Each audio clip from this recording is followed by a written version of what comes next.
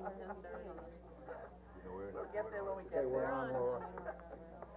Hello, we're getting ready to start today's meeting. It's our regular, town board meeting for Tuesday, November 20th at 6 PM. If we could all rise for, start with the pledge. Dawn, you wanna lead us? To the flag of the United States of America, and to the republic for which it stands, one nation, under God, indivisible, with liberty and justice for all. No, actually, you have somebody else here for the invocation, right? You have Yes. Reverend Mike, so why don't you do that first and then I'll do this. Okay, thank you. We have with us tonight from our faith community, the Reverend Janet Wright, from our interfaith community, so thank you for being here. And I was going to say, now that you're all seated, just stay there. Excuse me. And this is the time of year that we're all counting our blessings, so it's good to see you and thank you for inviting me. Let us join together in prayer. O Holy One, source of all blessings, you've been extravagant in your generosity. You have planted within us the seeds of hope. You have nurtured in us new growth of faith, and you share the fruits of your creation and spread before us the feast of possibility. We have much to be thankful for, and we are in the season of counting our blessings. Thank you for the human government that makes our society possible. We thank you for the administration and services of justice, safety, education, recreation, health, and well-being that come to us through our town government. And so we ask for today's agenda and deliberations and all thoughts and words shared here, that you would guide our elected officials with your spirit in their planning and decision-making. May you give our supervisor and this town council and all who serve this town of Riverhead the degree of humility, wisdom, and courage they will need to help us to be and become all we are meant to be. Bless these officials and their support staff with a love of this town and for all it is and all it may become. And may we, the community, be a blessing to one another. In this room we know you, Holy One, in many ways, and so we ask this blessing by whatever way or name we call you, with great confidence that you hear and love us all. May it be so. Amen. Amen. Thank you, everyone. Thank you. And we also have Rabbi Michael Roscoe of Temple Israel of Riverhead and Linda Prizer from Northville. They're here to join us tonight to donate a menorah for Hanukkah. And I don't know if you want to say a few words also? Let's go down. Well, you want to say a few words and then we'll. Supervisor, Town Council, it is my honor and pleasure to be donating this menorah. Hanukkah is a season celebrating triumph over tyranny. It's also a season that celebrates a miracle of holy oil, which was only supposed to last for 1 day, lasting 8 days until more holy oil could be manufactured. And we hope that the light of this season shines on this town and upon Oldwick Town Council. Thank you. Thank you. Thank you. You open it? Sure. That would be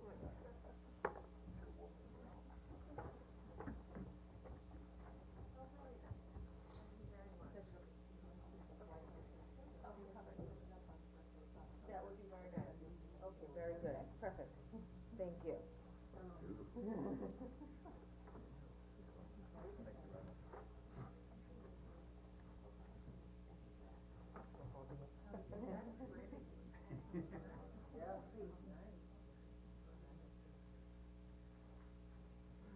Thank you, we appreciate it very much, thank you. Thank you, Thank you for all you do. Saturday night, Thank you for all you do. December 2nd. Thank you. And you're are you doing the candle lighting on the 2nd down at the riverfront? Okay, and what time is that at? 5:30. 5:30. put that right in now. Yeah, second's a Sunday. Saturday night. Saturday night, Sunday. You can say That's the 5:30. first. Yeah. Okay. I think Sunday's the second. Sunday's the second. Sunday's the Oh, second. first. Good. All right, first.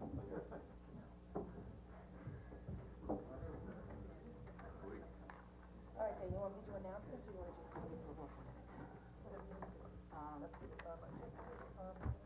Can you approve that, do we have the minutes to be approved? Or not to, cause I had only just put that on there. It just keeps popping up, but. You know what I'm gonna do? I'm gonna do the announcements when this loads up again. All right, I just wanna make a couple announcements for today. Peconic Bay Medical Center will be holding a blood drive on November 27th from 7 AM to 6 PM at 1300 Roanoke Avenue in the second floor, and walk-ins are welcome. So hopefully, you'll be able to, attend the blood drive during this time. They are always short, during the holiday seasons with everybody being busy. And the Alzheimer's Association will host a town hall style meeting on November 27th from 6:30 to 8 PM at the Riverhead Senior Center to encourage an interactive discussion about the changing needs of individuals and families impacted by Alzheimer's disease and the community response. Registration is required, and you can call 800-272-3900 or register online at www.alz.org/Long Island. The town of Riverhead will conduct a workshop on how businesses can invest in the newly created Federal Opportunity Zone in downtown Riverhead and EPCAL. The workshop will be led by William Weir, a partner at Nixon Peabody LLP, and Paul Gertzman, I'm not sure how to say his name, a tax partner at Aiken Block and Aiken LLP. The workshop will be held on December 5th at 12 PM at Hotel Indigo, Riverhead, including lunch provided by B&B. Registration is required for that, Dawn? And you can call our community, development agency here to register for that, or the, IDA. Temple Israel of Riverhead will hold the annual community menorah lighting on December 2nd at 5:30 PM in the Riverfront Park. Complimentary, latkes will be served, and this annual event is free and open to the public. You might wanna check that date. It's December 2nd, it's Sunday. So it is a Sunday. And, yeah, I know that's what I'm saying. The Riverhead Lions Club will be holding their 67th annual Christmas parade on December 8th at 3 PM. The parade starts at the corner of Osborne Avenue and West Main Street, heading down Main Street to McDermott Avenue, and then down along the Peconic River. Following the parade, the bonfire on the riverfront will be from 4 PM to 7 PM. You can bring a chair and a thermos, and join us. There's free hot cocoa, candy canes, pictures with Santa, Christmas caroling, holiday music, and more, and that's always a really fun event if you haven't attended that before. And once again, if you can remember to sign up for the e-notifications, and you will be notified by email of our upcoming meetings, their agendas, and other town events, just go to townofriverheadny.gov and click on e-notifications. And finally, I just wanna wish everybody a happy Thanksgiving, and to, enjoy your time with your family and your friends, and those that have to work on the holiday, whether they're in, emergency services or retail, we thank you for being there for us while we are at, okay, go ahead. And, the Riverhead Anti-Bias Task Force is sponsoring a program that's also hosted by Erase Racism. It's called How Do We Build a Just Long Island? It's going to be held on Tuesday, December 4th, from 6 to 8:30 at the Riverhead Senior Center on Shade Tree Lane. Admission is free and dinner will be served, so I hope lots of people will come. We're giving away food. Good food. Did you have another announcement, or, no, that's it, anybody Oh. else? Just one more thing, you can register at eraseracismnewyork.org. And we'll also post it on our website if anybody needs, more information. Anybody else? I know, you mentioned the bonfire, which is after the parade, which is a good thing, but this year, the, Riverhead Navy Junior ROTC are coming down. They got like 20 kids coming down working in shifts to help, not only keep people in line, how to help with the crowd control, but to help stoke the fire and set everything up. So I really appreciate the ROTC this year. First year they were giving us a hand, and they're very, very excited about it. So good. And to all of our volunteers that helped put that bonfire together. Yeah, me and Vinny. Were the biddies involved? you and with your the cousin Santa Vinny. house and everything? But you did a good job, you had Yeah, Christmas it was- carols, it was we group did. Christmas carol, And you it was, were singing. it was a lot of fun. I lip sync very well. All right, Diane, we'll turn it over to you. Now, what do you need for the approval of the minutes? Do you need? Oh, just, Okay, can I have a first and second for approval of the minutes for November seventh, 2018, 2 P.M., and approval of the November seventh minutes, 2018, for 6 P.M.? They just got put on the website a couple hours ago, so I'd like to read them before we Wanna hold vote on? on it. Okay, so hold we'll. off on that? Thank Yep, you. we'll hold Sure. off on those.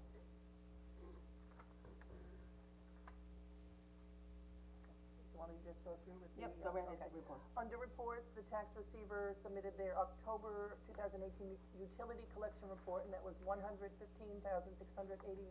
so I just lost it. And the police department submitted their October 2018 monthly report.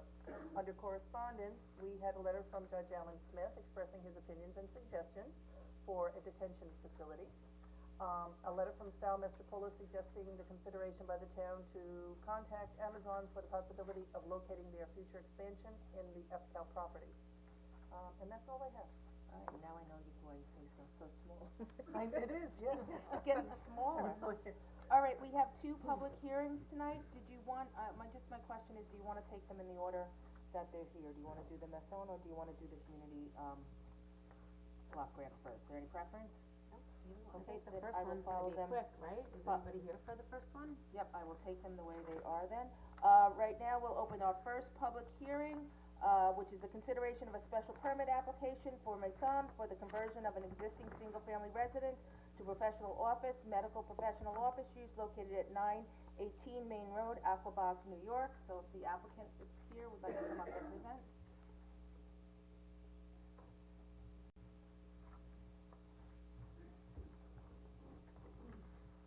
Bob, if they present. Good evening. Good evening. The public and post. If they're ever slipped it, then they tell us.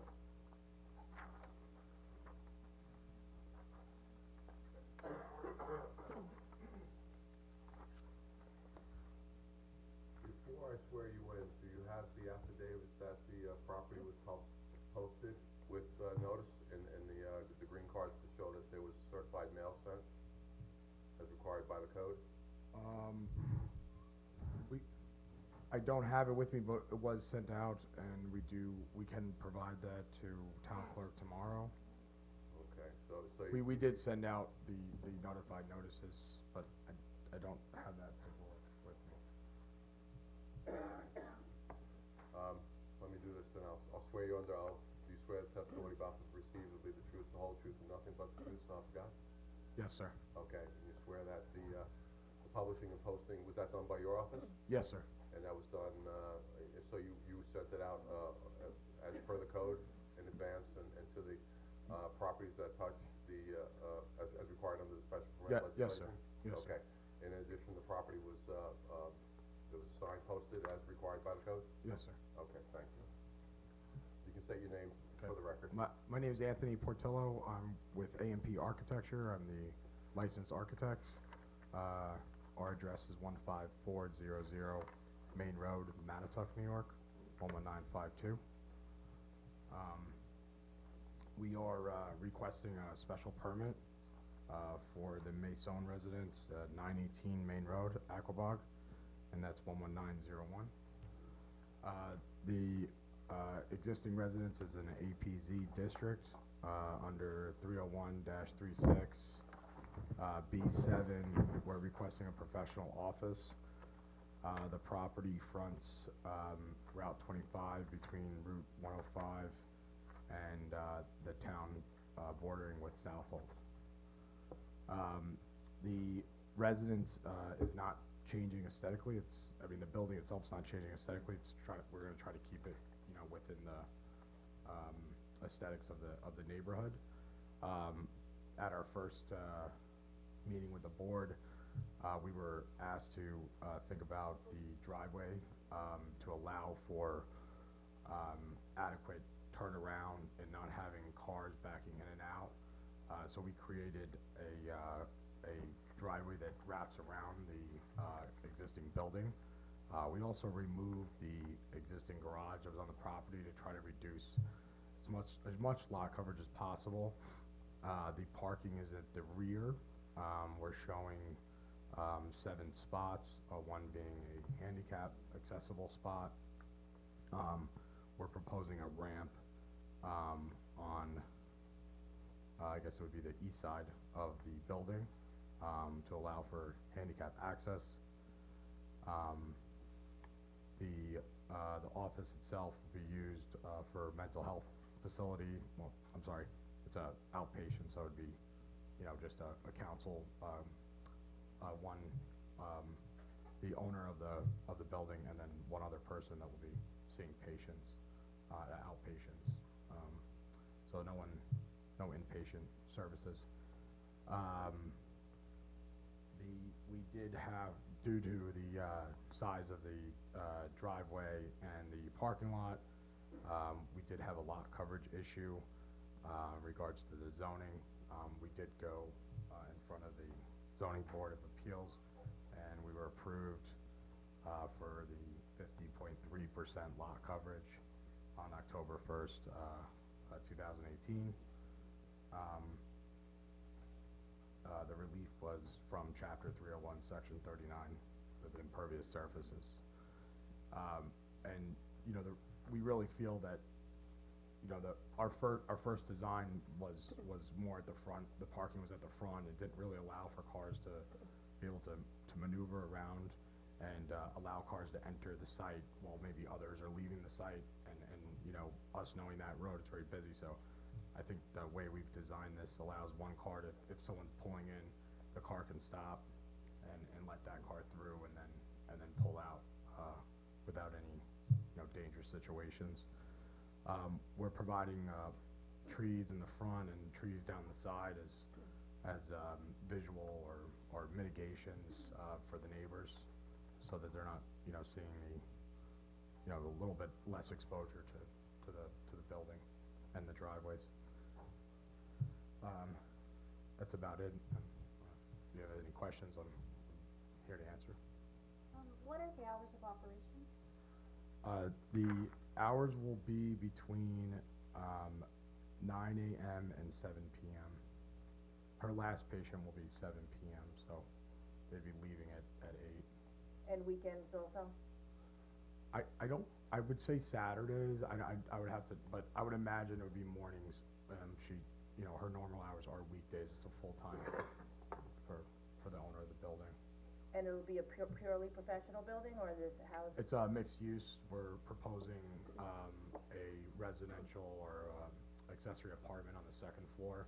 At the rear of the building, you can see we have a separate entranceway, and we provide parking for the accessory apartment.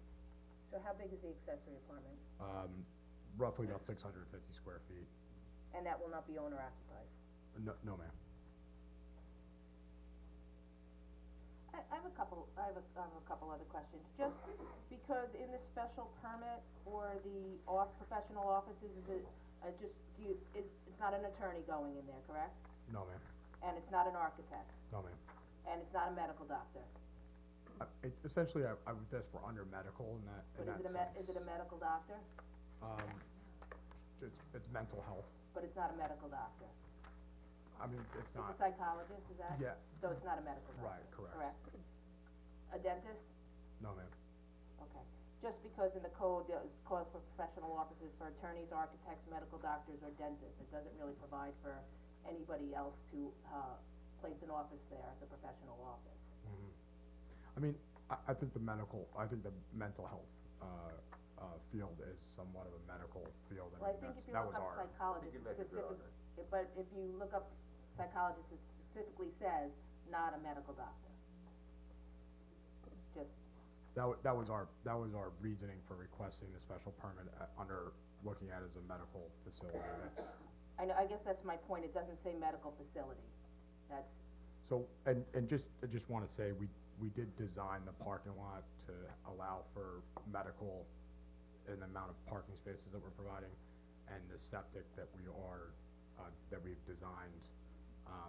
It's not approved yet, but it should be approved soon. Will also be allotted for medical. So the plan is basically as we're planning it as a medical office, professional office. A professional office, but not according to what the special permit. Which confuses me as to why he's here if it's not a permitted use under the zoning. I agree with you. Jefferson? Well, I think you can make a pretty good argument that, if they're doing all the guidelines for medical, or, then it just comes down to whether it's semantics, whether you think Well, it's not, psychiatry is medical or not. it's not psychiatry, it's a Don't psychologist. Dr. Phil that, he'd be It's- very upset with you. It's a a professional office, so. It's a psychologist, not a It could be psychiatrist. precedent setting up and down Main Road if we allow professional offices versus medical offices, or we should change the town code to Well, I allow think for. well, I think that's in the psychological flavor of offices or exactly what we professional wanted on that offices. quarter, so. Good evening, Jefferson Murphy, Building and Planning Administrator. I am one of two zoning officers in the town, the other being Brad Hammond. Brad Hammond has determined that this use fits under the definition of professional office within the zoning district. Professional office isn't a permitted use, is what I'm, It's professional offices of attorneys, It's a special- architects, it's allowed by medical special doctors, or dentists, and we just established that this office will not be an attorney, architect, medical doctor, or dentist. And Correct. again, the zoning officer has rendered a determination, so. Do we have a definition of that, what a professional office is opposed in the town code? And yes, we do, and the zoning officer has determined that this proposed use complies with that definition.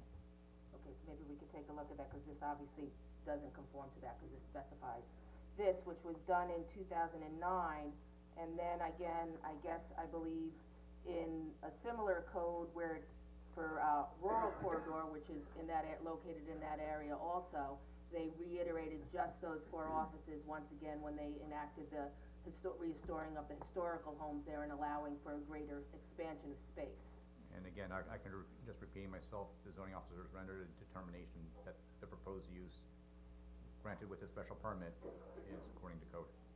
But you were the planner when the change to the zoning that allowed the historical district to have historical homes in there with professional office as defined by attorneys, architects, medical doctors, and dentists, and you didn't expand that definition when you reinstated, when you added new code in 2007. All I can do is, I'm repeating myself. Okay, I'm just wanna be clear that we didn't change it and expand No. it or anything, that we kept it to what the definition was Mr. back in 2009. Hammond is aware of that, and again, he believes that the use as being proposed fits under the current definition. I can tell you, I remember those discussions when actually it was an outcry from the community about wanting to make that rural corridor all in 105 all the way to the village center in Jamesport. And I think, although you've been very specific with what they're saying, I think that was exactly the use they wanted, to take some of these old houses and restore them and put mixed use like that with dentists and architects and accountants, and they didn't say accountants, did they? No, they did not. But that was the light. I know the discussions that we had, that was the type of professional businesses that we wanted. So whether it was specifically spelled out, I think it's just as application comes, whether it fits the bill. When I went back and looked at the minutes of the meetings, it did not expand to, it's stuck to this definition. Oh, I know, but I'm talking about the discussions that were had amongst the board and the public at the time. Did you go back to public hearings on that? Yes, I did. I went back to the public hearings from 2007 and 2008, when Well, this was I remember enacted. eight's the one I'm familiar with. Yeah, but- in 8. And Okay. again, thank you. And then one of the other questions, what is permitted in the agricultural protected zone for the lot coverage there? If you had to get a variance, what was the permitted? I have it here actually too. It was allowed, permitted was 15%. So 15% of, and how big is the lot? Not that big, right? It's less than, It's, yeah, I think it's 0.33 of an acre. Yeah, it's 0.33 of an acre. and, okay. And just back to your point, and I'm not here to argue, but I just would like the board to consider this, looking at it in mental health. I mean, I would say anybody would agree that there's a medical side to mental health. And it's a profession, it's professional. I think the use, for that area, being part of this area myself and growing up here, that, I don't think it's outside of that realm. But Personally. are there other offices around there, or is all residential homes? To the left, to the east and the west, I believe there's all residential I houses? I did the analysis, I believe, well, obviously right across the street is the farm, real estate office not too far from there as well. on But just to the corner. east and to the west are all Directly east and west? Yeah, residential homes? The west yes, east, I think there's like there's an empty, or there's a little bit of a lot and then another home, if I remember correctly, so, yes, to answer your question, yes. Okay. But again, this is residential and we're proposing, I think that if those homes were to propose something, I mean, it could work out the same way, And- but the intent of the application to begin with was looking at it as medical, and that's, that was the way I looked at it, and that's the way that, I know discussions with, the board and the town, But I think part of it was to also enhance some of the homes that were there, so that for their usefulness, but then to enhance the home with a professional office that's not approved, as far as the special permits, and then asking for a 53% lot coverage is a very big difference than possibly what the intent of this was. and, Right, but I recall when you came to the work session, and I had requested that because you had a residence to the east that was in close proximity, that you plant the buffer to separate the driveway, and also, instead of having the parking in the front yard, to make the parking in the back, which would obviously increase the impervious surface coverage. So, I'm pleased with what you did, as far as the buffering on the east to buffer from the residential property or the residential use, is what I think we were told. And, that you put the parking in the backs and provided for a buffer in the front yard with, one curb cut and everybody going in and out of that one curb cut. So I can understand why on that size lot, you would need an impervious surface coverage. And if it was strictly a residential use, you wouldn't be before us at all for lot coverage, I don't believe. right, yeah, we are willing to think of, materials that we can consider pervious, it doesn't Like have the to be. pervious pavers. Pervious pavers, I mean, I'm okay with doing some sort of gravel or crushed stone.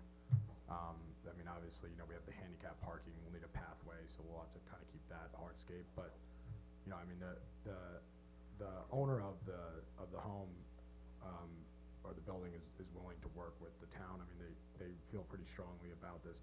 She has a practice now in the town that she rents, and she's had to, keep the whole year, because this has taken, the time it's taken, but, so, Well, that would be my question to you now. This is obviously a psychologist or whatever, psychotherapist, but, they would have hourly meetings, or clients come in once an hour or once every couple hours or something, so it's not like you're gonna have back-to-back, 5 people coming at one time. correct, yes, it would be, I think like, right. it would be two, there's only 2 patient rooms.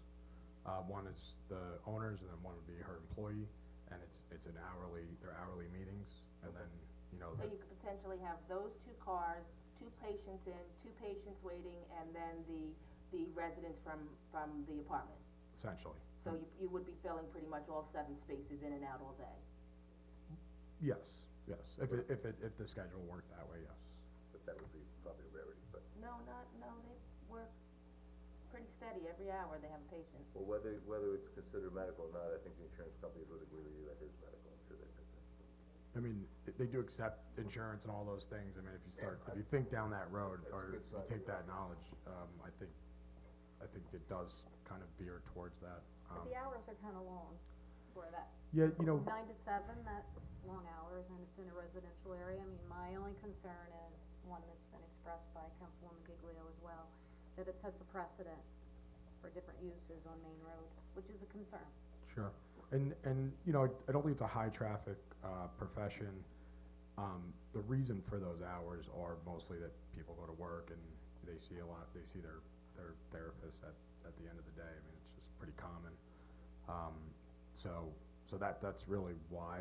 I mean, if you guys had a suggestion, and if that was to help with the application, I'm sure I could speak with the owner on hours. Possibly wind it down to just having one therapist there after a certain hour or something to reduce the traffic load. And it will just be the 2 therapists to do it, and it will be limited to the 2 therapists? Yes, ma'am. 2 therapists at a time, or 2 therapists using the office altogether?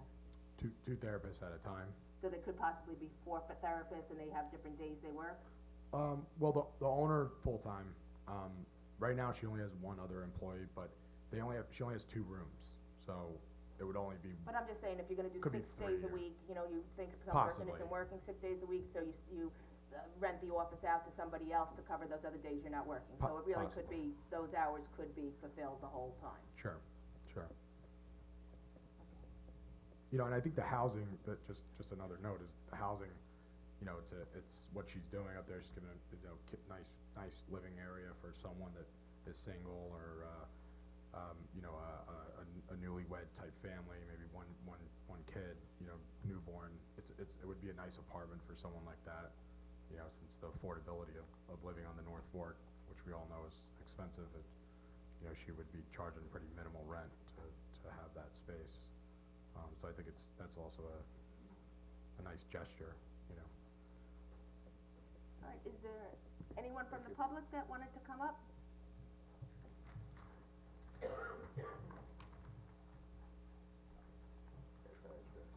Sal Mastropolo, Calverton.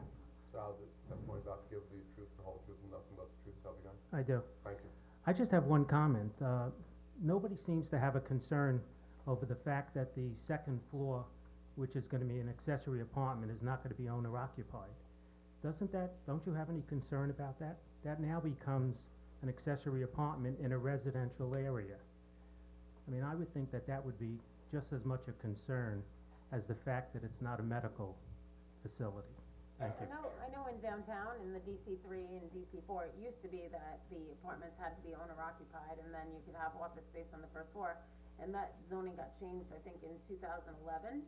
So I don't know if that's a requirement of this zoning district, that if you have an accessory apartment, that the professional office space has to be owner occupied. I don't believe it is. I believe we discussed it at work session, and it's not a requirement under the zoning district, as far as I know, but Jefferson can answer that question. I'm correct? Thank you, I Jefferson. think it only has to be owner occupied if they create an accessory building to do it, and then I believe that then would have to be owner occupied. Okay, well, it's interesting that the statement in the please take notice says, special permit application known as Masson Residence / office conversion. It's not gonna be a Masson residence if you approve this thing. It is now. I believe she's staying there now. I agree with you that the advertising could have been done a little bit better, or could have said professional office with apartment above instead of Masson residence, but I believe it is a residence right now, and they converted the second floor. We gave them approval to do that earlier in the year, to convert the second floor to an apartment, because we knew that they were working on this site plan to come back in for a special permit today. And these concerns weren't brought up then, so. Okay, thank you.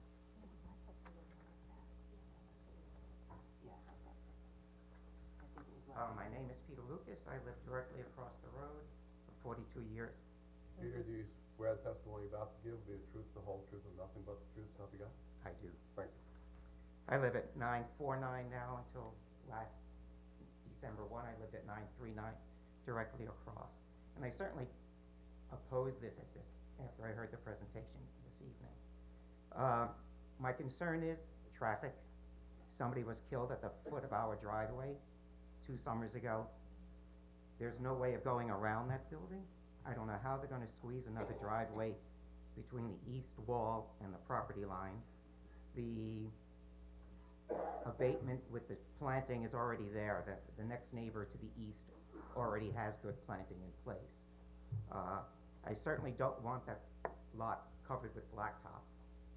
It's just, when they were doing the apartment upstairs, I was under the impression that she was going to live there and do her business downstairs. This was completely new information to me, so I'm certainly 100% against it. Okay, thank you. I thought we were told that the owner was gonna live there originally at the work session. I Do you know swear the that testimony you're about to give will be beginning, the I don't truth, the know. whole truth, and nothing but the truth, so help you God? Yes, I do. State your name for the record. Eileen Creighton. I live at 121 Colonial Drive. So when I walk out my front door and I turn my head to the left, this is the house that I see. I bought my home 4 years ago. I moved out to the country because I wanted a rural area. So when I read this, I'm concerned. And the traffic since I bought my home 4 years ago has increased tenfold. So I am concerned about that. And Peter is my neighbor, and we discussed, I didn't know about the person that was killed, but I'm concerned. I'm concerned. The hours of operation, a long day, and another, a tenant being there, not even the homeowner living there. I don't know, I oppose it, I oppose it. Okay, thank you very much. Thank you.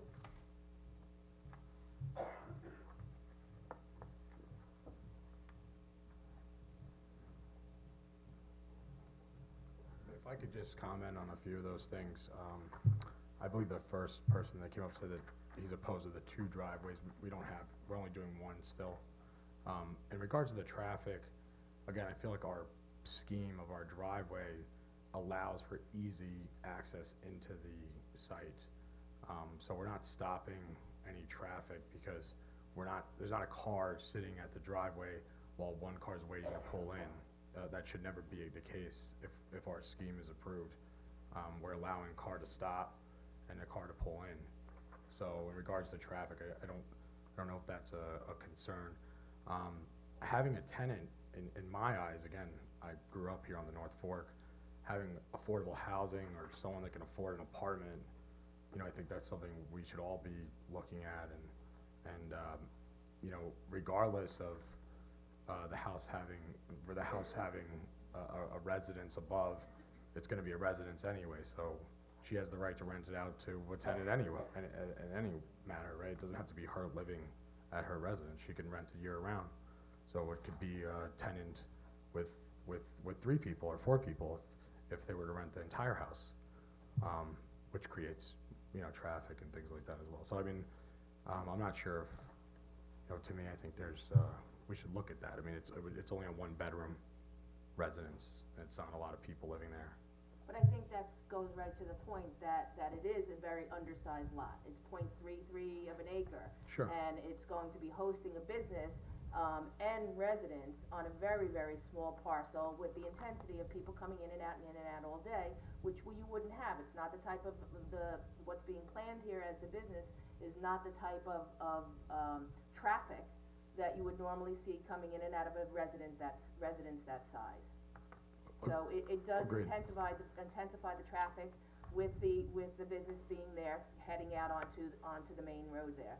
And especially with the Saturday hours also, we know that we just passed through fall season. Sure. And the intensity of the traffic that is there, and then to add another business feeding into that on the weekends is certainly something that we need to take a look at. Sure. I mean, I agree with the traffic situation, and like I said, if the hours are an issue, that's something I'm sure the owner would take into consideration, and we could provide different hours that suit the board and the public.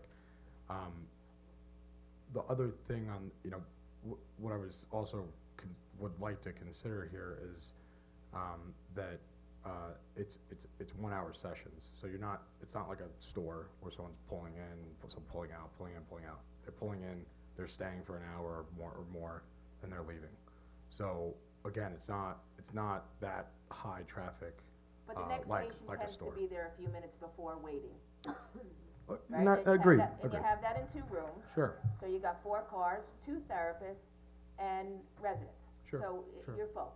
Yeah, but if they're coming from the east, then they're pulling in on a right. They're not necessarily crossing. So again, I mean, there's a lot of ways to look at the traffic patterns in that sense. But I'm just saying that it's not a convenience store, or I mean, there's the coffee place on the same road, not too far from her. People are in and out of there in the morning. It creates traffic. So, But that's not in between 2 residents. agreed. Single occupied residents, correct? Agreed. Yeah. Agreed. Yes. When was this house built? I have that here. It was like, I want to say 1918. I don't know if I have the exact date. I want to say So it's a historic structure? I'd have to, 1918, I'm not I would 100% sure on the date, the exact date. I don't have that with me.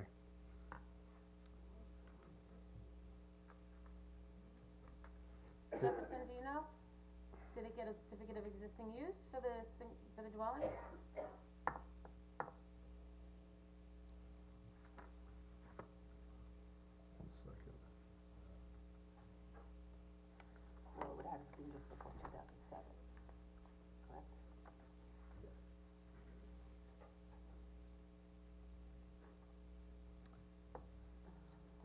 again, I could provide that at a later date, but I'm not 100% sure right now. I do have it, I just don't have it with So me. you think it was built in the It was pretty, I know it was, 1918 I thought it was the early? early 1900s, it could be the 20s, but, I know it was that, around that time. The dormer was also, the dormer where we already got the approval to install that, to build the dormer,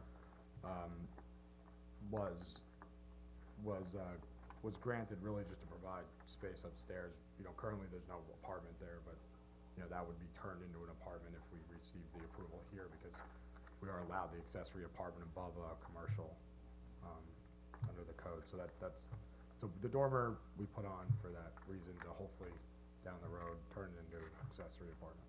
Have you been to the Landmarks Preservation Commission yet? No, ma'am, I didn't think so. I don't think we had to, for this application. All right, cause it's not a, historic district, but I noticed our, chairman of the Landmarks Preservation Commission has just walked in. Richard, are you here to speak on this application or something else? Something else. Okay. All right, is there anybody else from the public that would like to comment? Seeing nobody, you. I will close the public comment, close this portion of the hearing, leave it open for public comment until November 30th. Thank you very much. At this time, we will move on to our second public hearing. And I will turn this over to, Dawn Thomas from our, Community Development Department. Good evening, Dawn Thomas, Community Development Department. This hearing is to receive input and comments from interested parties on the proposed spending of the Community Development Block Grant funding for 2019. The funding comes from the federal government through HUD. It's administered by the County of Suffolk and implemented through the Town of Riverhead through specifically our department, Community Development Department. It's to serve and benefit low to moderate income areas within the town. The funds are used for home improvements for eligible seniors, for community service groups, and for park and pedestrian improvements. Some of the community service groups that receive funding regularly are here tonight to speak. Saw some of them in the audience. And some of the examples of the community projects that have been completed through this type of funding are some of the LED lighting downtown, improvements to walkways downtown that are just about to be undertaken in a couple of areas, and to provide matching for other grants that we do get. And that's it, so I'll turn it over to anyone who wants to Okay. comment. Thanks. So anybody from the community that would like to come up and comment? Good evening, I'm Felicia Skakoza from Riverhead Community Awareness Program. And I just want to say CAP is grateful for the generosity and support of this grant for the past over 20 years, because this is my 20th time coming before the town board asking for this funding, and we've been getting it prior to that. So I want to express my appreciation for the funding. The money we get through this grant helps support our social worker who works out of Roanoke Avenue Elementary School. She provides individual and group counseling, evidence-based substance abuse and bullying prevention programs, social skills groups, and crisis intervention, as well as family outreach and resource connections. Roanoke Avenue is a Title I school and is the most impoverished school in the town of Riverhead. Currently, 80% of the students there qualify for free or reduced lunch, but all students get free lunch because of a USDA community eligibility provision, which was implemented in 2015. In 2017, a mobile food pantry was implemented as well because there are so many students there and with families that are living in poverty. 84% of Roanoke students represent minority groups, and 49% of the students are new English language learners, which is an increase of over 50% over the past 3 years. Last year, several students needed to be evaluated by our social worker for suicidal ideations, and this is an elementary school, K through 4. These evaluations connected the children and their families to resources in the community for their health, safety, and well-being. These children experience stress and trauma at an early age, which has shown to be directly correlated with substance abuse beginning in adolescence and continuing throughout the lifespan. But this is preventable. The connections of these families to the community resources is vital for their children's emotional and academic success. The success of these children, who are Riverhead residents, will have a direct impact on the economic future of our town.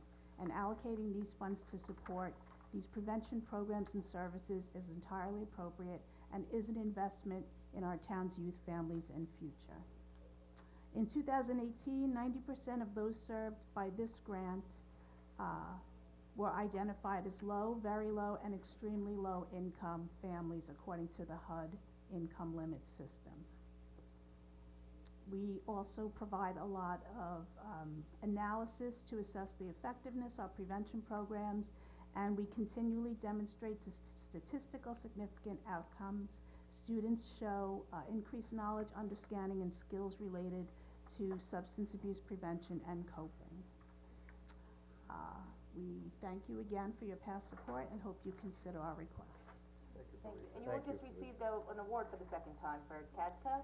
Yes, our coalition just received our second consecutive national award for Coalition of Excellence, and this time we received it for intermediate outcomes. Congratulations. Good work, Felicia.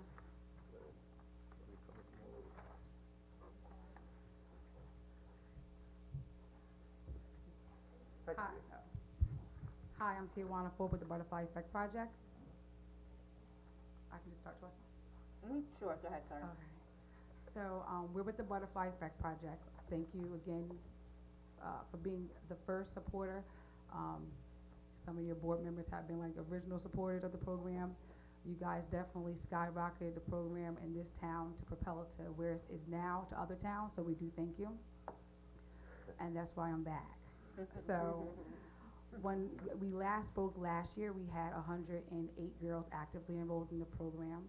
So we're now at 437 girls actively enrolled in the program. We have 9 chapters. And again, Riverhead chapters constantly keep popping up everywhere. Most of our chapters are right here in Riverhead. We have Phillips Avenue School. I know you don't consider that Riverhead as Riverhead to most people.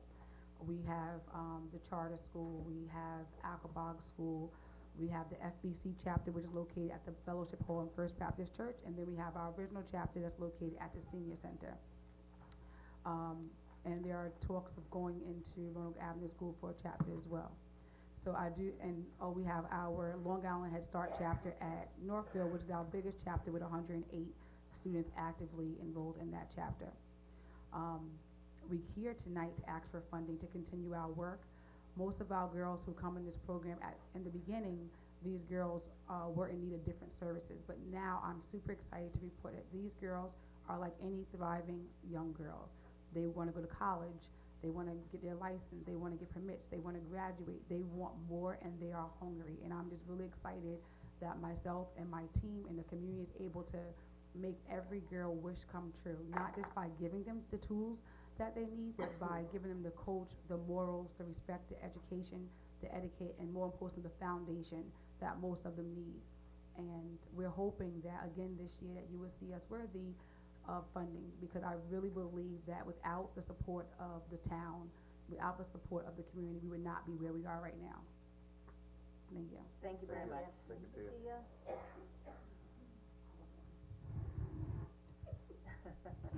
There you go. Hi. Hi, how are you? Now, what's your name? Emma. Hi, Emma, how are you? What would you like to say to us? What do I have to say? You can say whatever. What do you want to tell us a little bit about what you do with the butterflies? In the butterflies, we do a lot of activities, like we do charities.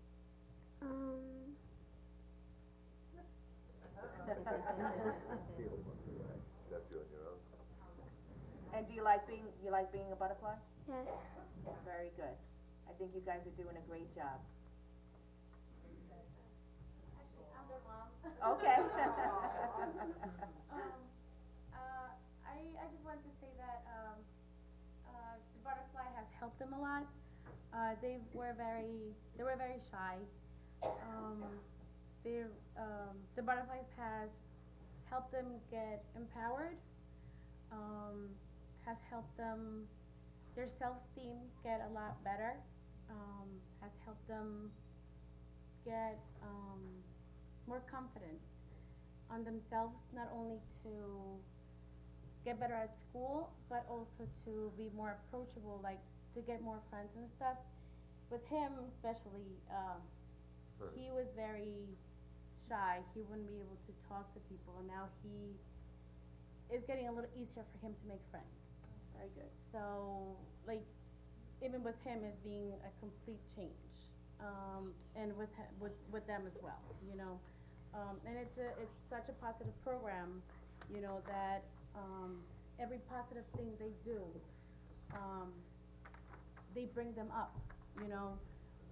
If they get Student of the Month, you know, something that it doesn't go unnoticed. It's like, you know, we just want to give, you know, a big thumbs up or a big cheer to, like for example, like Sophia, she got a Student of the Month, so everybody is like, claps for them, so she feels proud about doing a good job, and you know, like she just keeps going and works hard, you know, and that goes for every single kid.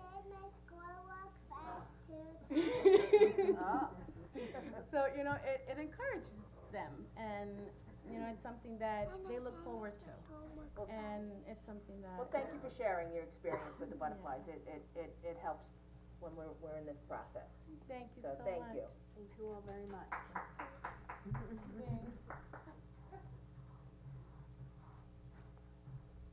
Hi, I'm Kathy Kroll. I run the Flanders Neighborhood Watch, and I also am a board member on Franca.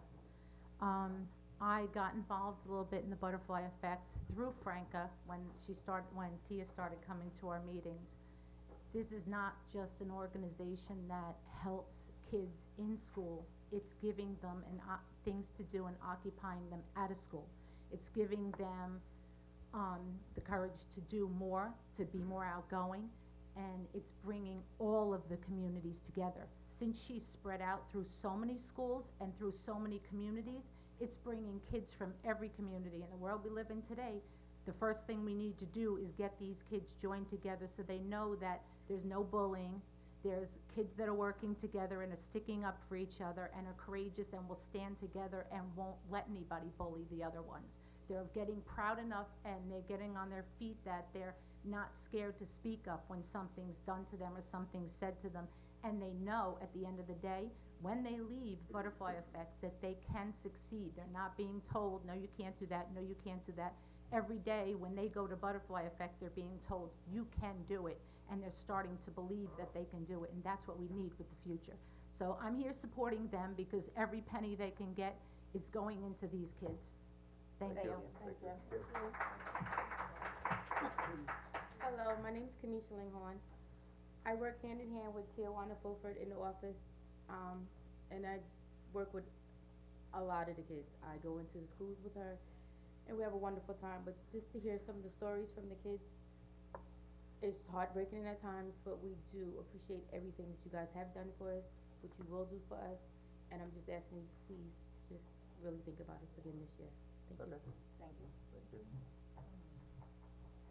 Hi, my name is Mary Ann Fitzgerald. I am a former Franca board member and former treasurer from Franca.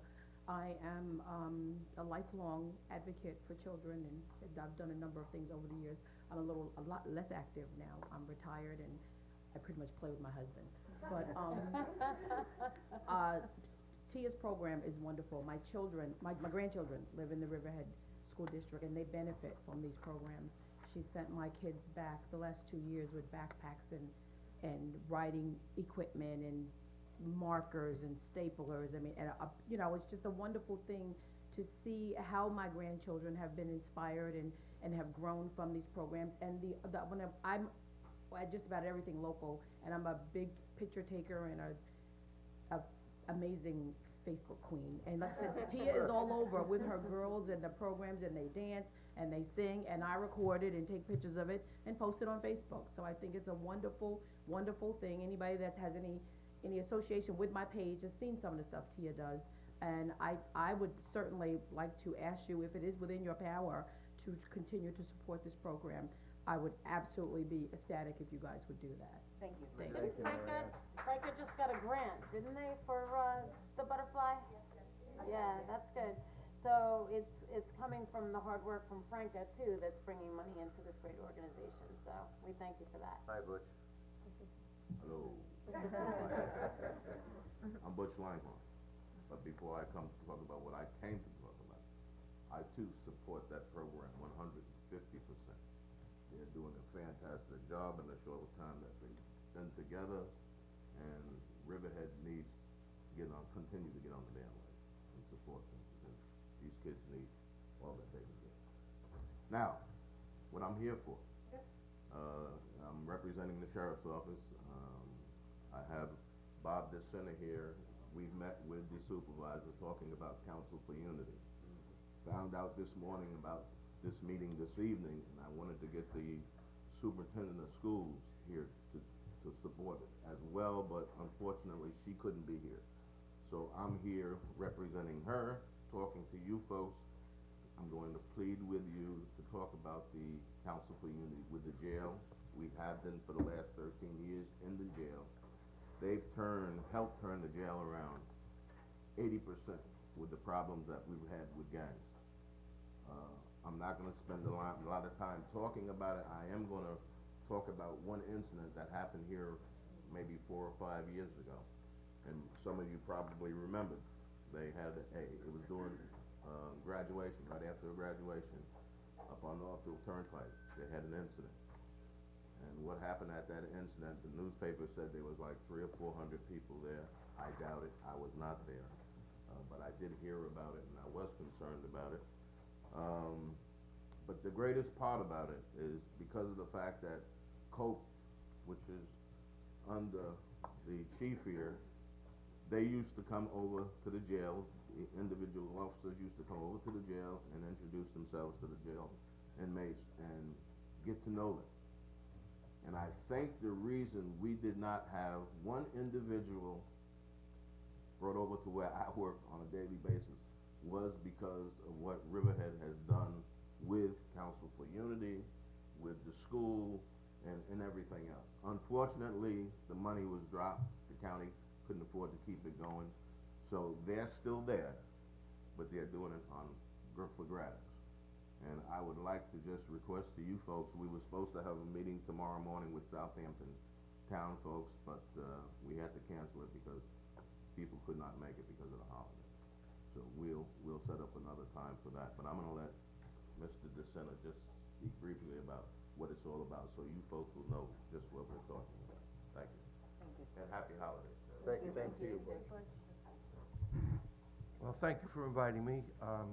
I'm Bob DeSena. I'm the president and founder of Council for Unity. The program is 44 years old. It was born out of violent racial conflict, and the original members were racists and enemies. I was recruited as a teacher in John Dewey High School to work with that group for a year, and a miracle happened.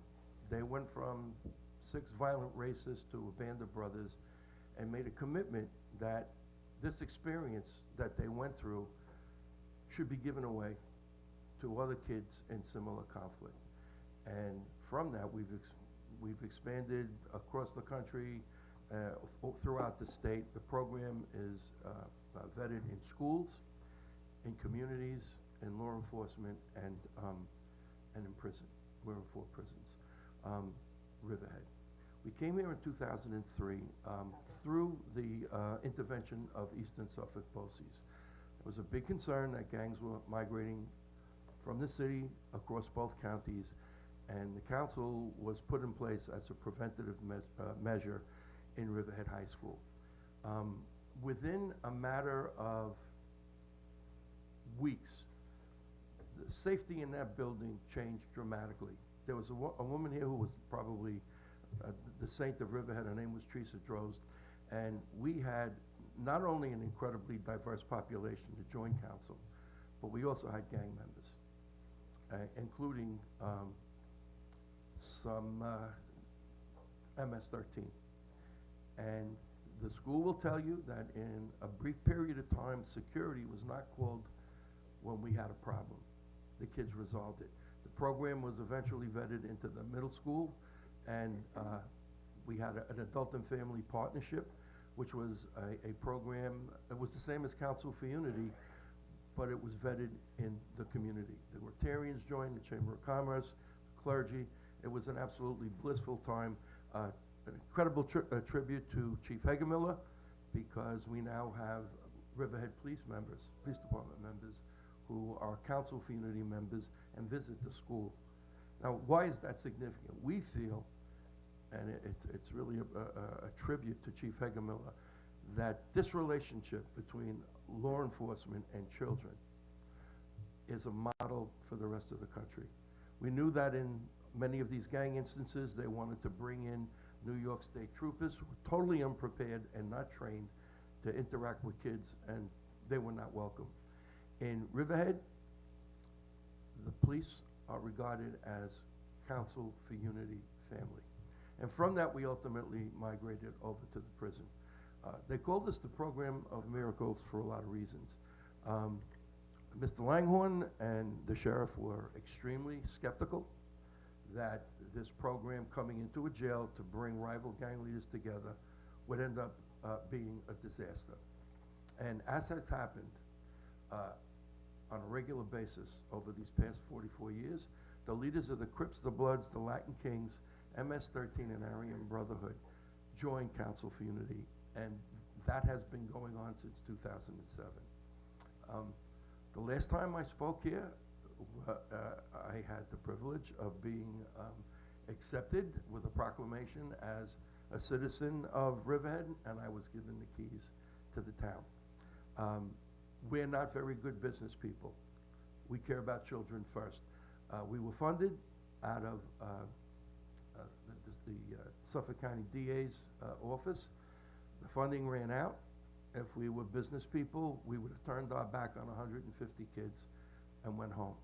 So we've been providing service to Riverhead High School. We have 4 chapters there for the last 5 years without any funding at all. And I think that's a tribute to the commitment that Council for Unity has. So I hope that you see the value of this program.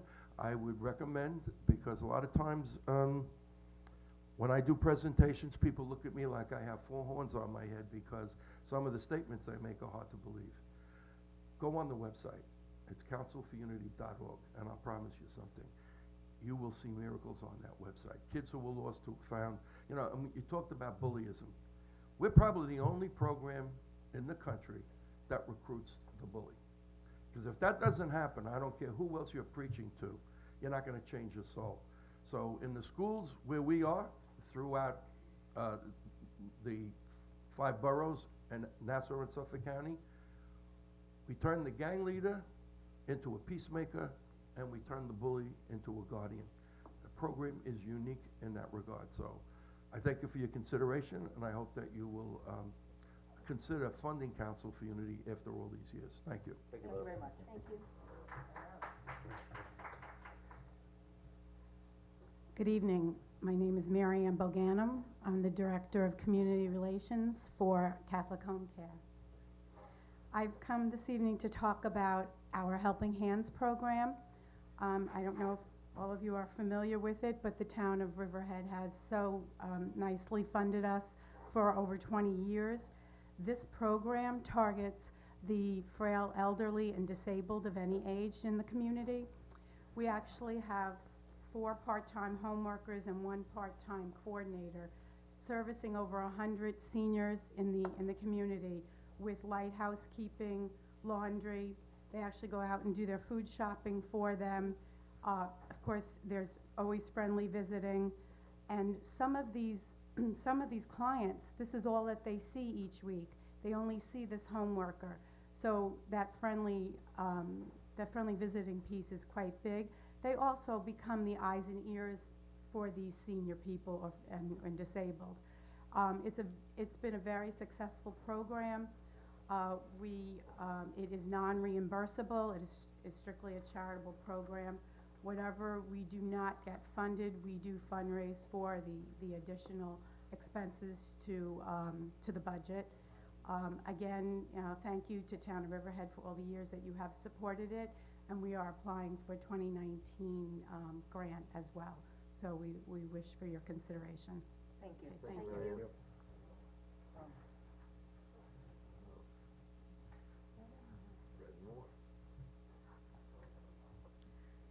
evening, members of the town board, and also to those in the audience.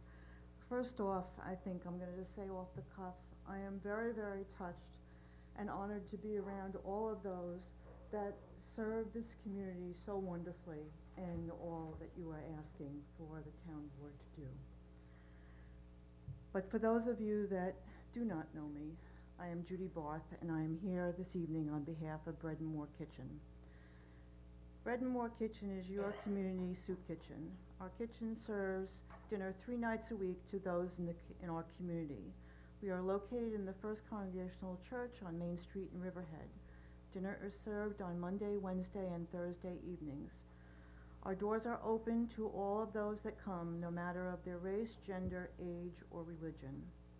Serving dinner to those in our community, we see all walks of life and offer a safe haven to those that have a somewhat chaotic life outside our doors. There are some that come, and this is the only meal that they get that day. There are those that come that seek the comfort of others in both our volunteers and in our other guests. There are those that come to be warm or from shelter from the storm.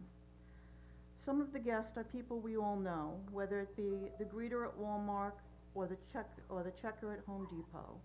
They are the guests that have to make a choice between eating or taking themselves to the doctor or their children to a needed medical facility because their wage does not fully provide for all the needs they or the family may have. We are the bridge that makes the struggle of so many tolerable. We are the help that some families need to make it through the day or their week or their month. Hopefully for some, this is temporary and that they will be back on their feet soon. This is perhaps the goal. But for now, we provide a place of hope, a place that is safe, and a place that is welcoming.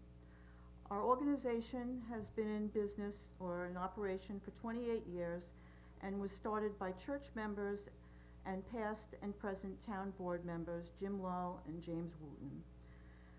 They started the kitchen program because they saw that there was a need in the community way back then. We are a group of volunteers that cook, serve, clean, fundraise, and offer love. We do it all, and I have never seen a more willing and committed group of volunteers. Our kitchen is health department approved, as well as cooks that are certified by the Suffolk County Health Department. We rely on donations in our fundraising efforts to sustain our mission.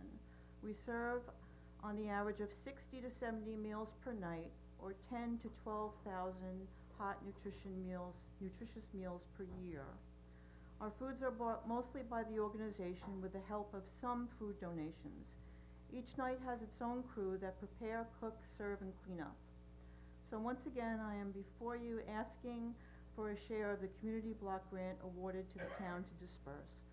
We are so grateful for the past awards as they play a significant role in our budget and are hoping to once again be able to use these funds in the upcoming year. So thank you again to the town board and the Community Development Office and working with Joe in making this grant available and the direct impact that it has on our community. Wishing you all a blessed Thanksgiving and joy in the upcoming years. And to quote our prayer from this evening, may we be a blessing to each other. Thank you, Judy. Thank you. Thank you.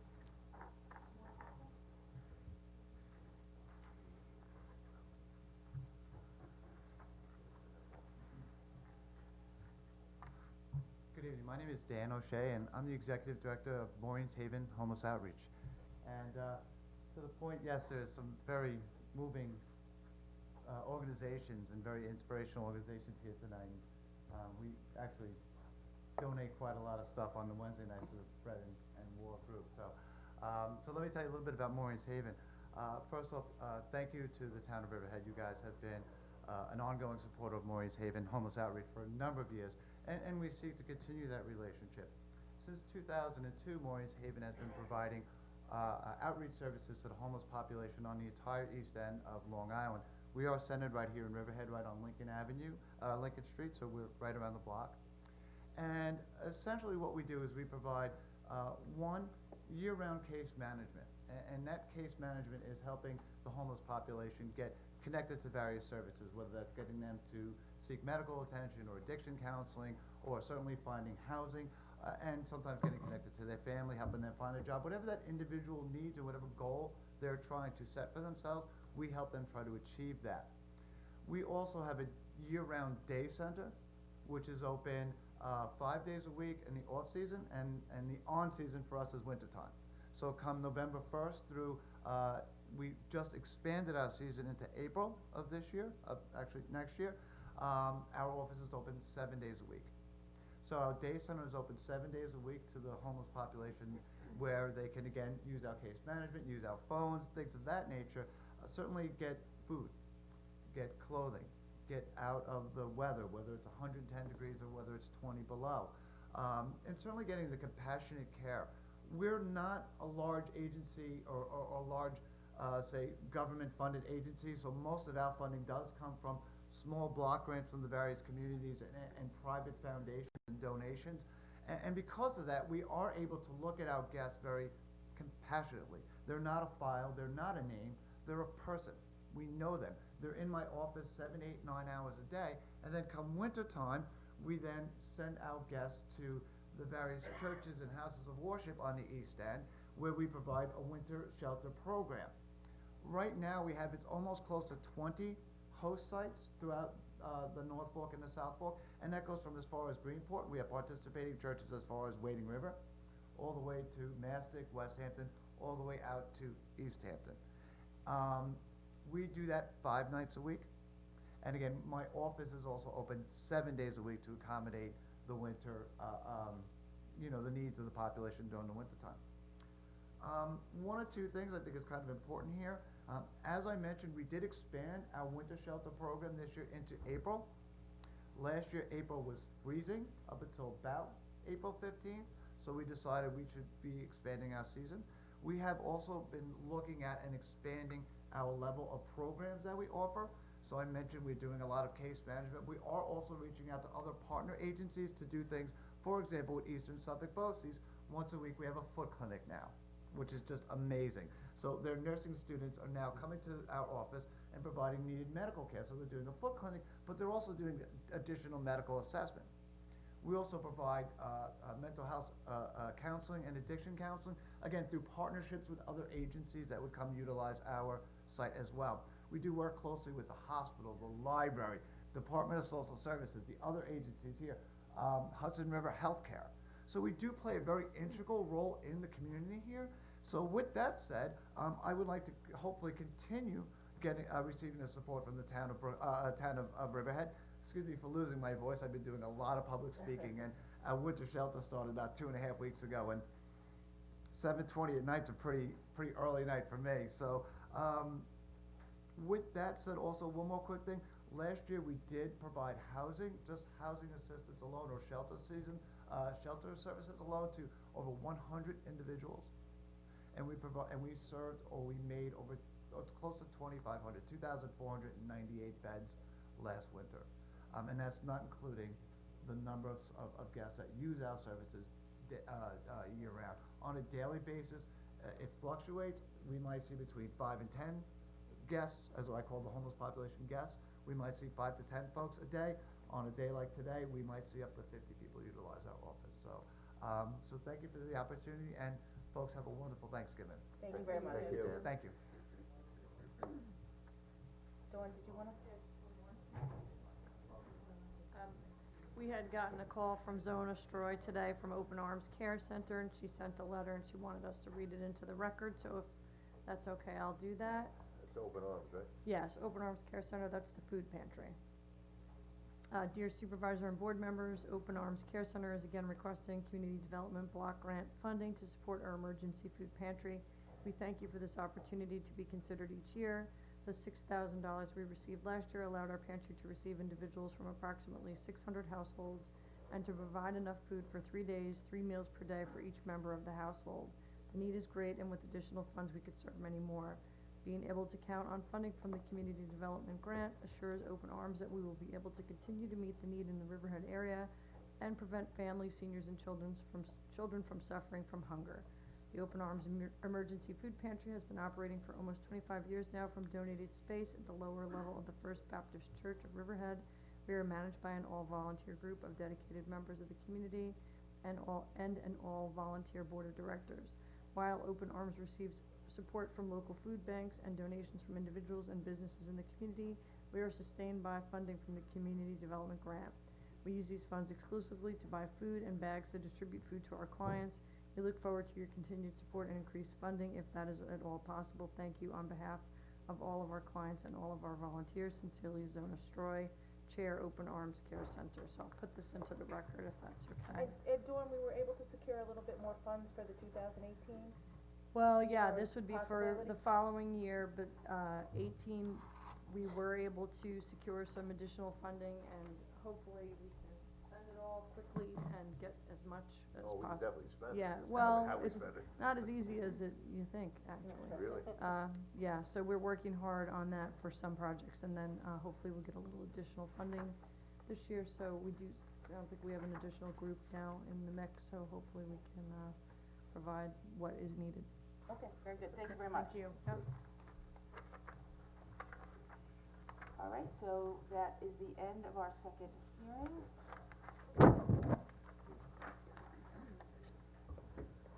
Thanks, really. At this point, I'd like to ask anybody from the audience who would like to come up and comment on any of the resolutions. Sal Mastropolo, Calverton. Resolution 865. Can you share with the public what the settlement was? That's the glass greenhouse. That's the glass Glass greenhouse. Are we permitted to? I don't see a reason why Yeah, not, it's sure. gonna be a public record anyway. Okay. They're going to reimburse the town for any outstanding legal fees that were expended during the litigation. They're agreeing to, be monitored for compliance with the, farm stand review ordinance, which provided for 60/40 display of, merchandise. That particular, review would include the town being able to, request their books and also inspect the premises. They're agreeing, to comply with all town code provisions, including the 60/40, split of products. Thank you. Okay. And weight service and table service. That's for gonna be the beach. special Oh, permit, that's this was dealing only with the Yes. glass greenhouse Right. operation. The Thank special you. permit is still being kicked down the road, that's not being approved or addressed today, Thank you. okay? Yep, Resolution 875. Is this a general resolution for future, or is it a specific resolution to a business relationship that's imminent? It's a specific. Okay, and Not- I guess you don't wanna tell the public who the business is. Do you wanna address this? Well, it's not that the town board doesn't wanna tell them, it's that the agency that's looking to It's a non-disclosure make agreement. make some Exactly what inquiries and it's gonna possibly come here, they've asked for this. It's gonna stay a non-disclosure at this point. Okay, thank you. Resolution 878. There was no attachment, Oh. Still having some troubles with Minitrack, I apologize. okay. There is an attachment that we can provide to you. Resolution 881. Doesn't the highway have its own, quote, budget and funding? I mean, how can you just transfer $325,000 from the unassigned fund balance to the highway department? It was in the highway department's fund balance, and what happened was, when we had this recent snow, some of the equipment that they had, they felt that they needed to either get new, or I believe all of it was to get new, so they used their fund balance to be able to purchase the equipment. Bill, do you know exactly what equipment it was? It was a dump truck and, A plow, a dump truck, and a mower. yeah. So that's coming out of their fund balance, and even with it coming out of their fund balance, they still meet the 15% requirement in their fund It still balance. has to be approved by the town. Yeah. It's Okay, but- It's outside the scope of the budget. I guess what was confusing is it says it's coming out of the unassigned fund balance, which to me doesn't mean that it's the highway department. No, it's highway department, but it's unassigned to a particular project in the highway department, but I'll let Mr. Rothar explain it. Okay, thank you. Most funds, except for the general fund, are actually assigned for that purpose. So in this case, it's for transportation or highway. So anything in the highway fund is assigned for that, but unassigned for anything in particular, like if we put it aside for future paving of roads or anything like that. So it's really unassigned, it's free fund balance that we just accumulate for cases like this, when we find something. I think from what I remember in reading, there was some rust on these trucks and they weren't safe, so that's one of the reasons why they're replacing them. At this point, you're this late in the year and don't have money to replace them, and that's why we take them out of unassigned fund balance. And if I'm not mistaken, in next year's budget, there is not an increase in the taxes for the highway department, correct? That's correct. Correct. That's it? At this point, then, we will move on to resolutions. Come on now. Okay. Resolution, find my place here, resolution 863. Authorization to publish advertisement for a request for proposals for credit card payment processing, debit card payment processing, and electronic check payment processing for the benefit of the general public regarding both in-person and internet transactions. So moved. I'll second. Moved and seconded, vote please. Kent. Yes. Hubbard. Yes. Giglio. Yes. Wooten. Yes. Jen Smith. Yes. Resolution adopted. Resolution 864.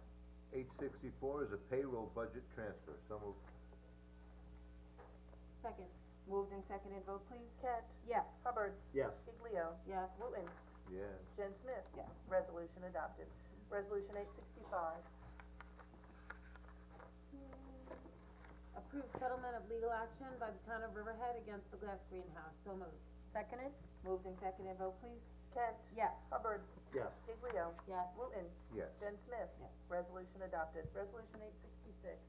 East Creek Marina Utility Panel Repairs Budget Adjustment. So moved. Seconded. Moved and seconded, vote please. Kent. Yes. Hubbard. Yes. Giglio. Yes. Wooten. Yes. Jen Smith. Yes. Resolution adopted. Resolution 867. Publish and post notice to amend chapter 301. So moved. I'll second. Moved and seconded, vote please. Kent. Yes. Hubbard. Yes. Giglio. This is for, It's a ministerial change, when the, legislation for the blighted properties was adopted. I failed to pick up one typo on, section 301, 353, and made reference to the wrong section of the town code. So it's to, delete that long reference, instead, relate it back to 301, 349, which is the penalties provision. And the other part, which is the penal code, section 19505, was correct. So it's just a one strike through and one underline. okay. All right? Where were we?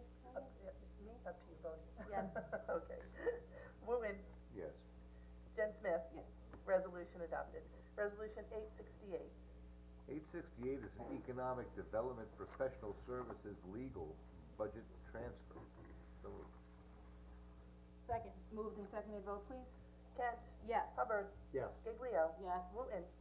Yes. Jen Smith. Yes. Resolution adopted. Resolution 869.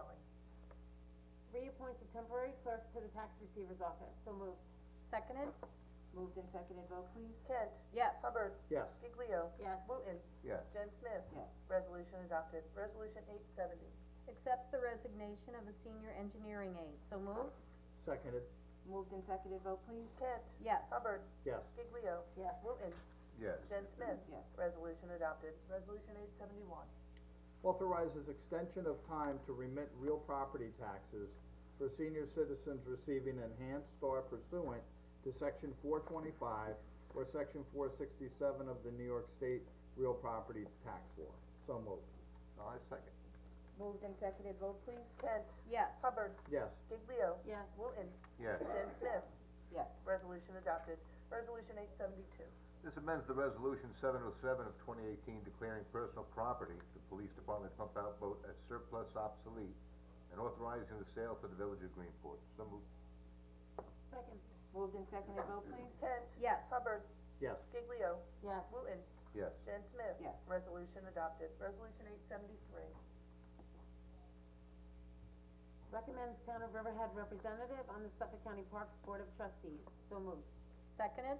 Moved and seconded, vote please. Kent. Yes. Hubbard. Yes. Giglio. Yes. Wooten. Yes. Jen Smith. Yes. Resolution adopted. Resolution 874. 841 Old Country Road, Sewer relocation capital improvement project number 20051, budget adoption. So moved. Seconded, Moved and seconded, vote please. Kent. Yes. Hubbard. yes. Giglio. Yes. Wooten. Yes. Jen Smith. Yes. Resolution adopted. I just have to say, Tim, you must be dying up here, it's like I know, 1,000 I didn't degrees. think so. I thought it was I don't me. know, John, did the heat Oh, go no, on? it's definitely hot, yeah. The building heard about the cold weather coming and jumped the I'm gun. on menopause over here. I was thinking about you, Tim. I'm dying. Well, we'll move on. Resolution 875. Authorizes execution of a non-disclosure agreement, so moved. Seconded, Moved and seconded, vote please. Kent. Yes. Hubbard. Yes. Giglio. Yes. Wooten. yes. Jen Smith. Yes. Resolution adopted. Resolution 876. Authorizes the supervisor to execute a municipal cooperation agreement between the town of Riverhead and the Riverhead Fire District for sand and salt services. So moved. Second. Moved and seconded, vote please. Kent. Yes. Hubbard. Yes. Giglio. Is this part of that shared services where we're gonna save money? This is not part of we've the been doing shared this for service, quite a this while. is just between us and the, fire district. We can submit it Yeah, and see we what should. happens. Yes. Wooten. Yes. Jen Smith. Yes. Resolution adopted. Resolution 877. Riverhead Scavenger Waste District Vehicle Budget Adjustment. So moved. Seconded? Moved and seconded, vote please. Kent. Yes. Hubbard. Yes. Giglio. Yes. Wooten. Yes. Jen Smith. Yes. Resolution adopted. Resolution 878. Authorizes the supervisor to execute a retainer agreement with Lamb and Barnowski LLP as labor counsel to the town of Riverhead. So moved. Seconded, Moved and seconded, vote please. Kent. Yes. Hubbard. yes. Giglio. Yes. Wooten. Yes. Jen Smith. Yes. Resolution adopted. Resolution 879. Awards bid for general hardware items, so moved. Second, Moved and seconded, vote please. Kent. Yes. Hubbard. Yes. Giglio. Yes. Wooten. yes. Jen Smith. Yes. Resolution adopted. Resolution 880. This ratifies the accept. We'd like to Yeah, we're gonna withdraw table this one. this? Withdraw or table? It would be, I think we can withdraw it and then we can bring it up. Well, where's the Separate. resolution for the budget transfer for the rec If you'd like to do that first, that is 88.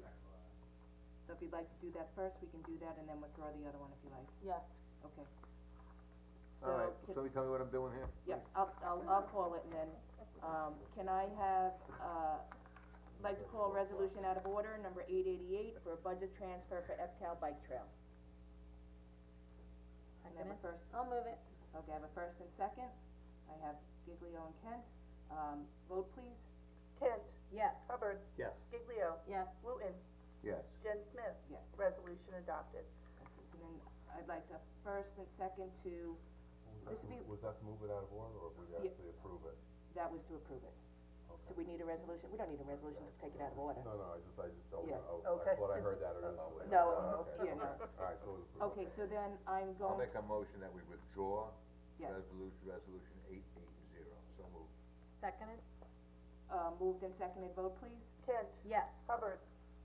Why are we withdrawing? I'm not Yeah, familiar with what's The going reason, on. the reason that we're withdrawing it, this was to ratify the acceptance of the transfer of the motorized, trail from, Community Development Agency to the town. Right. Right now, it's in the Community Development Agencies, under their purview. We were going to move it so that we could use DASNY money to finish the rest of the trail.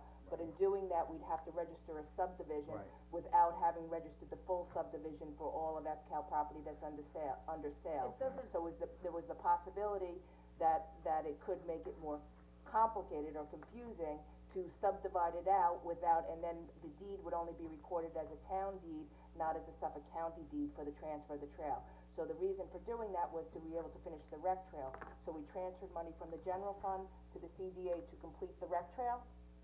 And then we can do this when we do the complete subdivision because we are the ones who submit the subdivision application to the planning board, and it will be part of that subdivision application. So it will still be, right now, it's in the CDA, Right. and instead of transferring from the CDA to the town, and then going through with the subdivision map, it'll just stay with the CDA and then get subdivided out. So the supervisor called me earlier today and asked me if we could use the $150,000 that Senator Lavelle gave us out of the dormitory state of New York funds to do repairs on roofs around the town.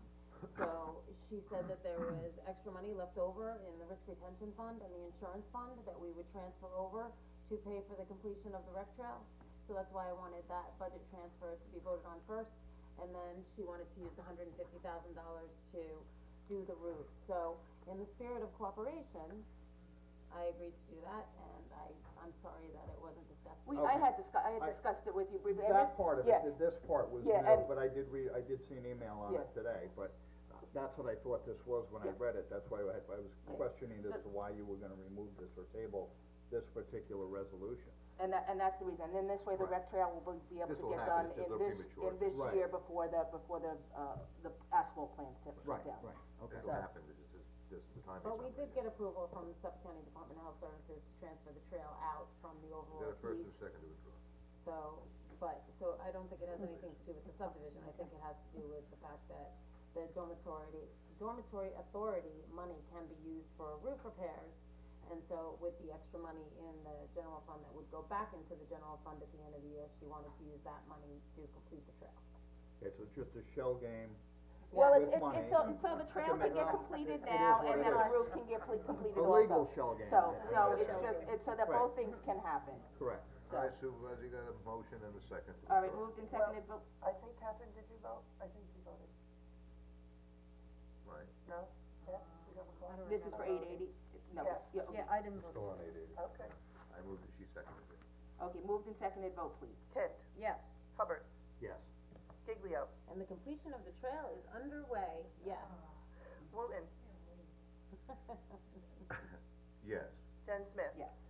Resolution 880 is withdrawn. Resolution 881. Funding for highway equipment purchases, so moved. Seconded? Moved and seconded, vote please. Kent, Yes. Hubbard, Yes. Giglio, Yes. Wooten, Yes. Jen Smith. Yes. Resolution adopted. Resolution 882. Ratifies the unpaid suspension of an employee, so moved. Seconded. Moved and seconded, vote please. Kent, Yes. Hubbard, Yes. Giglio, I'm gonna abstain, because I don't know what this is about. This was, we discussed in, executive session. When I ran out. No, I don't think so. No, you were there. Oh, okay. Yes. you're a yes, okay. Yes. Wooten, Yes. Jen Smith. Yes. Resolution adopted. Resolution 883. Appoints a temporary minibus driver to the senior center, so moved. I'll second. Moved and seconded, vote please. Kent, Yes. Hubbard, Yes. Giglio. Yes. Wooten, My only question is, I don't believe we have anything titled a mini. I was thinking the same thing. I mean, they're called bus The drivers smaller in bus. our, Yeah. The bus mini. but I vote yes to the hiring of this mini driver. Yes. Jen Smith, yes, okay, resolution adopted. Resolution 884. This appoints provisional building permits examiner, so moved. Second. Moved and seconded, vote please. Kent, Yes. Hubbard, Yes. Giglio, I'm happy that we found somebody local from Riverhead to fill this position, yes. Wooten, Yes. Jen Smith. Yes. Resolution adopted. Resolution 885. Is when it comes up. Accepts donation of menorah from Linda Prizer, so moved. Seconded? Moved and seconded, vote please. Kent, Yes. Hubbard, Yes. Giglio, Yes. Wooten, Yes, and Jen, thank you. Jen Smith. Yes. Resolution adopted. Resolution 886. Accepts the retirement of an automotive equipment operator, so moved. I'll second. Moved and seconded, vote please. Kent, Yes. Hubbard, Yes. Giglio, Yes. Wooten, Yes. Jen Smith. Yes. Resolution adopted. Resolution 887. Pays bills, abstract attached, so moved.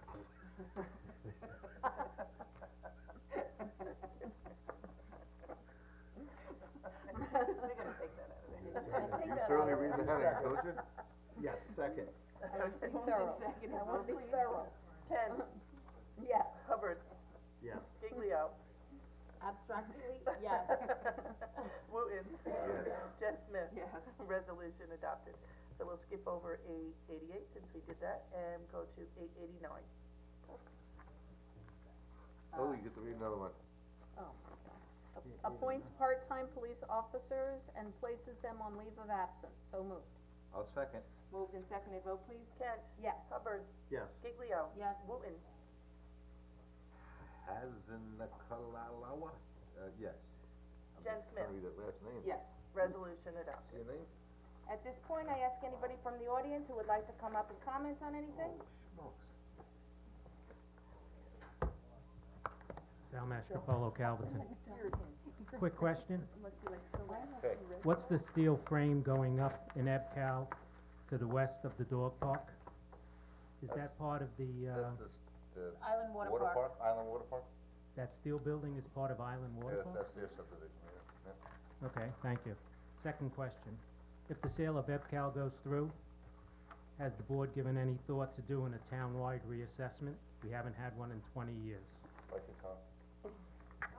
That has Sorry, not- that I has- brought it up many times in the past. That has not come up at this particular time yet, but we will certainly take it under advisement. Please do. And if we don't do it, give some thought to assigning one of the assessors to start it and do it on a full-time basis and work his way through the entire town. Thank you. Okay, thank you. Okay. Have a happy Thanksgiving. Thank you, Thank you you. too. Happy Thanksgiving to you too.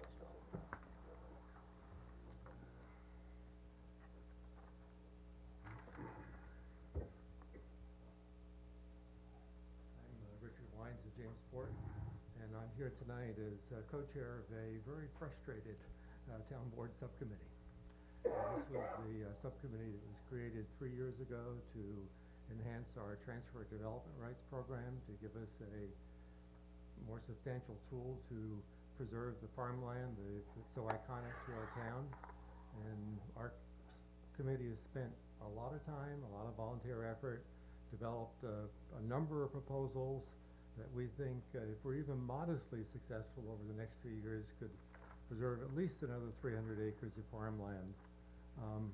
And the way I do the calculations, if we're able to preserve 300 acres of farmland, using the TDR program at no cost to the town, that would save $18 million that the town would have to spend otherwise to preserve that farmland. Moreover, if houses aren't built on that farmland and don't send kids to our schools, that would save another $2 million a year to the taxpayers of this town. And the reason we're so frustrated is the town board has expressed general approval, both the previous town board and this town board, for most of our proposals. But the one thing we need in order to make these proposals, get them into reality, is a SEQRA study, an environmental review. And it's been estimated that that would cost about $100,000. We don't know exactly. We asked that this be put into the budget last year, and somehow it didn't happen. We've asked again that this be put into the budget, and as far as I know, it hasn't happened yet.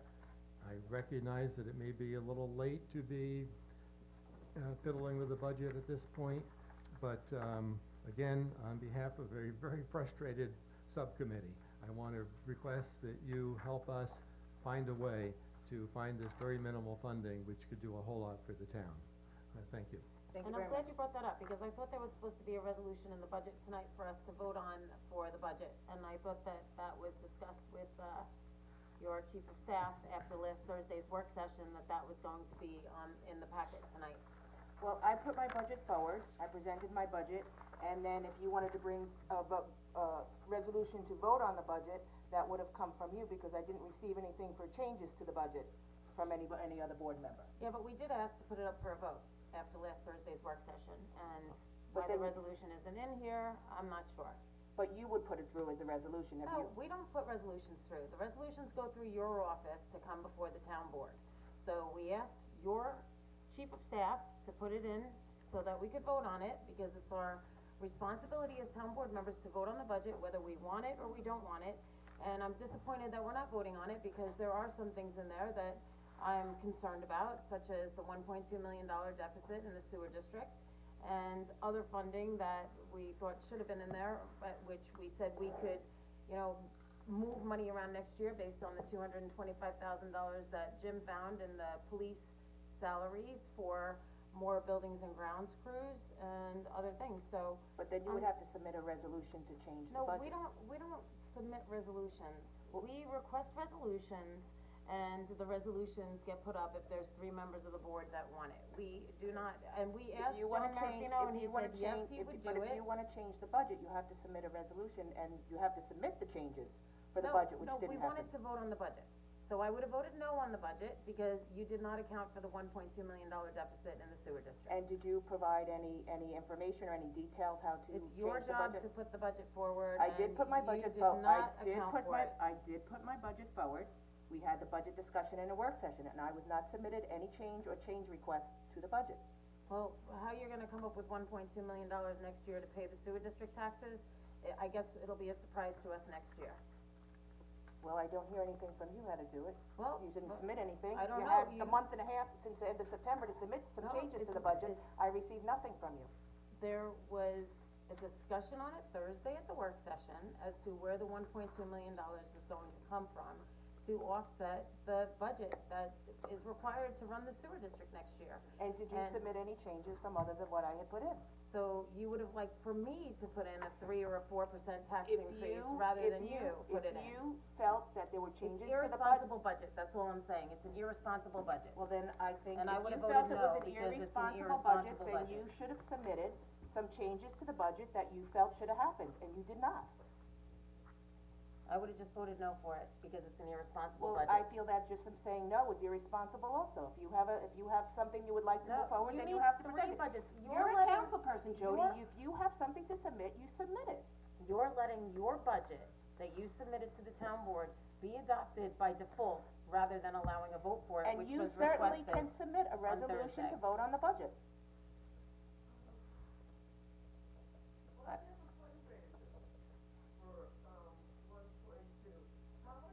I'm sorry, but you can't be recognized from the audience. No other discussion? Then a person. Move to adjourn. First and second to move it to end the meeting, all in favor? Aye. Aye.